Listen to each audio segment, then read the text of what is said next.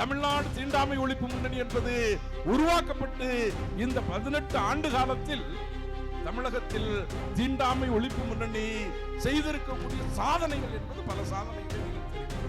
August 15 சுதந்திர தினத்தில் பாராளுமன்றத்தினுடைய அந்த மண்டபத்தில் இந்தியாவினுடைய பிரதமர் தேசிய கொடியை ஏற்றுவதற்கு அனுமதிக்கப்படுகிறார்.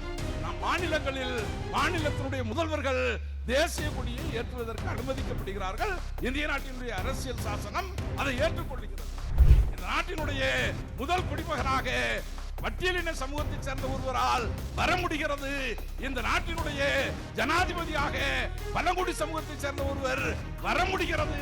ஆனால் இந்த சாசனம் ஏற்றுக்கொண்டிருக்கக்கூடிய ஒரு பஞ்சாயத்தினுடைய தலைவராக பட்டியல் சமூகத்தை சேர்ந்தவர்களால் வர முடிகிறதா கேட்டால் தமிழகத்தில் சொல்லுவார்கள்.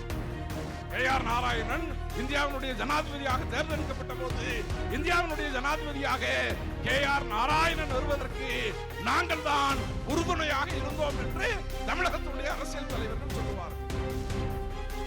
அதே போன்று கே.ஆர். நாராயணனுக்கு பின்பாக 2 பட்டியல் சமூகத்தை சேர்ந்தவர்கள் இந்திய நாட்டினுடைய ஜனாதிபதியாக வருவதற்கு நாங்கள் தான் உறுதுணையாக இருக்கிறோம் என்று சொல்லக்கூடிய தமிழக அரசியல் தலைவர்கள், தமிழகத்தில் இருக்கக்கூடிய பட்டியலின பஞ்சாயத்து தலைவர்கள் தேசிய கொடியை ஏற்றுவதற்கு இதுவரை அனுமதியை இந்த அரசாங்கம் அவர்களுக்கு பெற்றுக் கொடுத்திருக்கிறதா?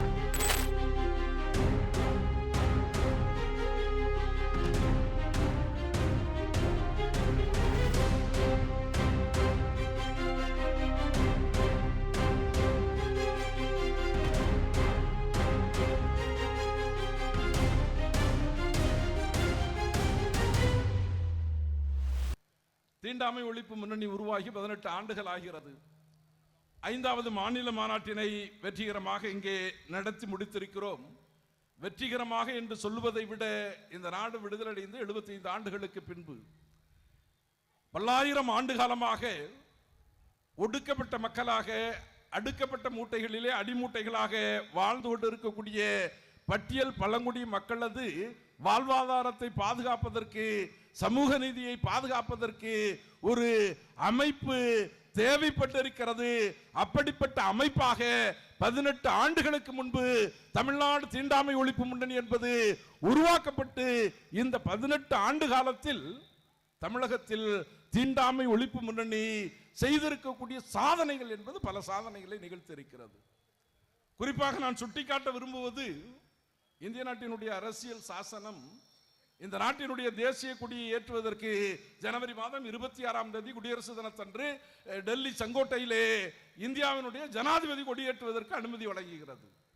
மாநிலங்களில் மாநிலத்தினுடைய கவர்னர்கள் கொடியேற்றுவதற்கு அனுமதி என்பது வழங்கப்படுகிறது. ஆகஸ்ட் 15 சுதந்திர தினத்தில் பாராளுமன்றத்தினுடைய அந்த மண்டபத்தில் இந்தியாவினுடைய பிரதமர் தேசிய கொடியை ஏற்றுவதற்கு அனுமதிக்கப்படுகிறார். மாநிலங்களில் மாநிலத்தினுடைய முதல்வர்கள் தேசிய கொடியை ஏற்றுவதற்கு அனுமதிக்கப்படுகிறார்கள். இந்திய நாட்டினுடைய அரசியல் சாசனம் அதை ஏற்றுக்கொள்கிறது. இந்த நாட்டினுடைய முதல் குடிமகனாக பட்டியலின சமூகத்தை சேர்ந்த ஒருவரால் வர முடிகிறது. இந்த நாட்டினுடைய ஜனாதிபதியாக பழங்குடி சமூகத்தை சேர்ந்த ஒருவர் வர முடிகிறது. ஆனால் இந்த சாசனம் ஏற்றுக்கொண்டிருக்கக்கூடிய ஒரு பஞ்சாயத்தினுடைய தலைவராக பட்டியல் சமூகத்தை சேர்ந்தவர்களால் வர முடிகிறதா கேட்டால் தமிழகத்தில் சொல்லுவார்கள். கே.ஆர். நாராயணன் இந்தியாவினுடைய ஜனாதிபதியாக தேர்ந்தெடுக்கப்பட்ட போது இந்தியாவினுடைய ஜனாதிபதியாக கே.ஆர். நாராயணன் வருவதற்கு நாங்கள் தான் உறுதுணையாக இருந்தோம் என்று தமிழகத்தினுடைய அரசியல் தலைவர்கள் சொல்லுவார்கள்.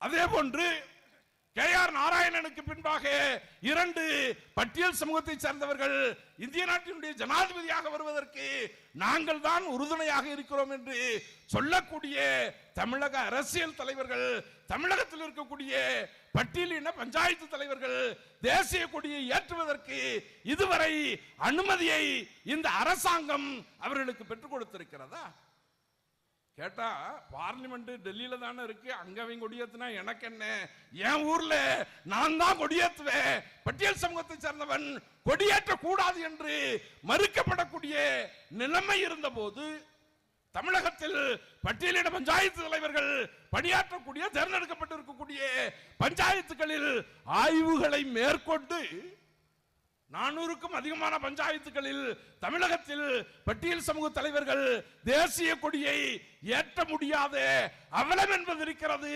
மாநில அரசு உடனடியாக தலையிட வேண்டும் என்று 2 ஆண்டுகளுக்கு முன்பாக ஆகஸ்ட் மாதம் 13ஆம் தேதி ஆய்வறிக்கையை தீண்டாமை ஒழிப்பு முன்னணி வெளியிட்டது. அப்ப கூட தமிழ்நாடு அரசு என்ன சொன்னதுன்னா, இவ்வளவு ஒரு அவலம் இருக்கிறது, 400க்கும் அதிகமான பஞ்சாயத்துகளில் தேசிய கொடி ஏற்ற முடியவில்லை, இது இந்த அரசனுடைய சமூக நீதிக்கு சவால் விடக்கூடியது என்று அவர்கள் கருதவில்லை. இந்த ஆய்வை வெளியிடுவதற்கு முன்பாக எங்களிடம் கொடுத்திருக்கலாம். எங்க கிட்ட கொடுத்தா எல்லா ஆணியையும் நாங்களே அடிச்சிருப்போம், நீங்க வெளியிட்டுட்டீங்க அப்படின்னு சொன்னாங்க. இங்க மறுதினம் அன்றைக்கு தமிழகத்துடைய தலைமைச் செயலாளராக இருந்த இறையன்பவர்கள் தமிழகம் முழுவதும் அனைத்து மாவட்ட ஆட்சித்தலைவர்களுக்கும் சுற்றறிக்கை அனுப்புகிறார். தமிழகத்தில் இருக்கக்கூடிய அனைத்து பஞ்சாயத்துகளிலும் பட்டியல் சமூகத்தை சேர்ந்தவர்கள் தலைவர்களாக இருக்கக்கூடிய பஞ்சாயத்துகளில் அந்த தலைவர்கள் தேசிய கொடியை ஏற்றுவதை உறுதிப்படுத்த வேண்டும் என்று தமிழக அரசாங்கம் சுற்றறிக்கை அனுப்பியது என்றால் அது தீண்டாமை ஒழிப்பு முன்னணி எடுத்த முன்னெடுப்பு. இன்றைக்கு தமிழகம் முழுவதும் இருக்கக்கூடிய பஞ்சாயத்து தலைவர்கள் தேசிய கொடியை ஏற்ற முடிகிறது. இன்றைக்கு கவின் படுகொலைக்கு பின்பு கடந்த 1 மாத காலமாக சிறப்பு சட்டம் சம்பந்தமாக ஆணவ படுகொலைக்கு சிறப்பு சட்டம் வேண்டும் என்ற விவாதம் என்பது நடத்தப்பட்டுக் கொண்டிருக்கிறது. நான் பணிவன்போடு கேட்டுக்கொள்கிறோம், இன்றைக்கு தான் ஆணவ படுகொலை நடைபெறுகிறதா? இன்றைக்கு தான் ஆணவ படுகொலை நடைபெறுகிறதா? தமிழகத்தில் 200க்கும் அதிகமான ஆணவ படுகொலைகள் கடந்த 20 ஆண்டு காலமாக நடந்து கொண்டிருக்கிறது. ஆணவ படுகொலைகளில் ஈடுபடக்கூடிய குற்றவாளிகள் முறையாக தண்டிக்கப்பட்டிருக்கிறார்களா என்றால் தண்டிக்கப்படவில்லை. நாம் அடிமைகளாக இருந்தபோது வெள்ளைக்காரர்களிடம் நாம் அடிமையாக இருந்தபோது நம்முடைய உரிமையை பாதுகாப்பதற்கான பிரகடனத்தை பிரிட்டிஷ் அரசாங்கம் சொன்னது. ஆனால் ஒன்றிய அரசாங்கத்திடம் அடிமையாக இருந்தவர்கள் ஆட்சி செய்த போது ஆணவ படுகொலைகளையே தமிழகத்தில் நடைபெறவில்லை என்று தமிழக சட்டப்பேரவையில் பேசியவர்கள் முந்தைய ஆட்சியாளர்கள் தமிழகத்தில் ஆணவ படுகொலையே நடைபெறவில்லை என்று சொன்னார்கள். இன்றைய புதிய மாடல் ஆட்சியாளர்கள் தமிழகத்தில் ஆணவ படுகொலைகள் நடந்தாலும் அதை தடுப்பதற்கு ஏற்கனவே இருக்கக்கூடிய இந்திய தண்டனை சட்டம் போதுமானது என்று சொல்லுகிறார்கள் என்றால் கொஞ்சம் யோசிச்சு பாருங்க, என்ன பெரிய வித்தியாசம் இருக்கிறது? இன்னும் பெரிய வித்தியாசம் இருக்கிற மாதிரி தெரியல. உண்மையிலே இந்திய தண்டனை சட்டத்தின் மூலமாக குற்றவாளிகளுக்கு தண்டனை பெற்றுக் கொடுக்க முடியும் என்றால் தமிழகத்தில் இவ்வளவு ஆணவ கொலைகள் நடைபெறுமா என்றால் நடைபெறாது. ஆணவ கொலைகள் நடைபெற்றதற்கு பின்பாக தமிழகத்தில் இருக்கக்கூடிய ஜாதிய வெறியர்கள், பல்வேறு ஜாதி அமைப்புகளது தலைவர்கள் சமூக ஊடகங்களில் என்ன பேசுகிறான்? இப்படி அவர்கள் பேசுவதற்கான தைரியம் எங்கிருந்து வந்தது? சாதாரணமா பேசுறான். அப்படி ஏதாவது நடந்தால் நாங்கள் கொலை செய்து விடுவோம். இந்திய தண்டனை சட்டம் இருக்கிறது, அந்த தண்டனை சட்டத்தை பயன்படுத்தி இது போன்ற ஆணவத்தோடு பேசக்கூடிய ஜாதி வெறியர்கள் கைது செய்யப்பட்டு சிறையில் அடைக்கப்பட்டால் உரிய தண்டனைகள் என்பது கொடுக்கப்பட்டால் இவைகள் எல்லாம் நடக்குமா என்றால் நடக்காது.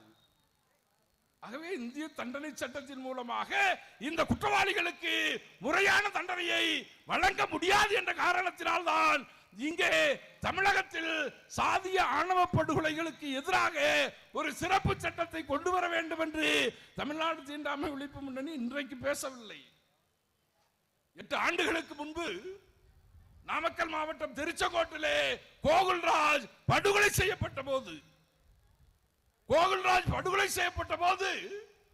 தமிழகத்தில் சிறப்பு சட்டம் என்பது ஆணவ கொலைகளுக்கு எதிராக கொண்டு வர வேண்டும் என்று 450 கிலோமீட்டர் நடைபயணத்தை தன்னை வருத்திக் கொண்டு நடத்திய இயக்கம் தமிழ்நாடு தீண்டாமை ஒழிப்பு முன்னணி. அப்படிப்பட்ட மகத்தான இயக்கங்களை தமிழகத்தில் கடந்த காலத்தில் நடத்தியிருக்கிறோம். எதிர்காலத்திலும் வலுவான போராட்டங்களை முன்னெடுப்போம். அப்படிப்பட்ட முன்னெடுப்புகளுக்கு அனைத்து தோழர்களும் ஆதரவையும் ஒத்துழைப்பையும் தர வேண்டும் என்ற வேண்டுகோளை வைத்து வாய்ப்புக்கு நன்றி குறிப்பிடுகிறேன். நன்றி, வணக்கம்.